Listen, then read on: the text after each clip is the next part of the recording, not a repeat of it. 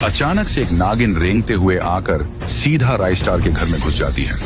नागिन कमरे में पहुंचकर आगे बढ़ के सोते हुए राइस्टार के मम्मी पापा को वह नागिन डस लेती है। मम्मी पापा चीखते हुए वहीं बेहोश हो जाते हैं। ये चीखने चिल्लाने की आवाज से राइस्टार नींद से जाग जाता है। उसको कुछ समझ में नहीं आता है राइस्टार ये आवाज कहां से आई।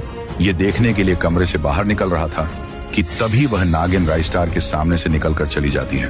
उसके बाद राइस्टार जल्दी से दौड़कर मम्मी पापा के कमरे में जाकर उनको बेहोश हालत में देखता है। राइस्टार दुखी हो जाता है। राइस्टार कैसे भी करके नागिन को मारना चाहता था, इसलिए राइस्टार अपने पावर से रायमैन बन जाता है। उसके बाद राइस्टार मकड़ी का झाला डालकर वहां से नागिन को ढूंढने निकल जाता है। राइस्टार तेजी से आसमान को चीरते हुए हवा से बात करते पास के ही एक गांव में पहुंचता है। फिर राइस्टार गांव के अंदर उतरता है और देखता है कि गांव के लोग भी उस नागिन की वजह से डर के घर के अंदर भाग रहे थे। राइस्टार को यकीन आया कि वह नागिन उसी गांव में है। देखते ही देखते पूरे गांव के लोग घर चले गए थे। राइस्टार ने ठान लिया कि उस नागिन को मैं नहीं छोड़ूंगा। फिर राइस्टार नागिन को बाहर निकालने के लिए जोर जोर से ढोलक बजाने लगता है। राइस्टार ढोलक बजा रहा था कि फिर तभी वह नागिन आखिरकार ढोलक की आवाज सुनकर बाहर आ जाती है।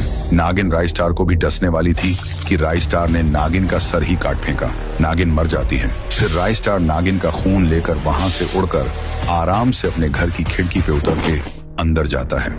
मम्मी पापा बेहोश हो गए थे।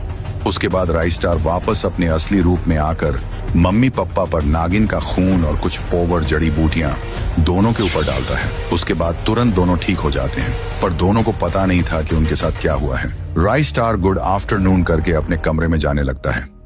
कमरे में पहुंचकर राइस्टार ने गेम खेलने के लिए टीवी खोला तो न्यूज का चैनल आया।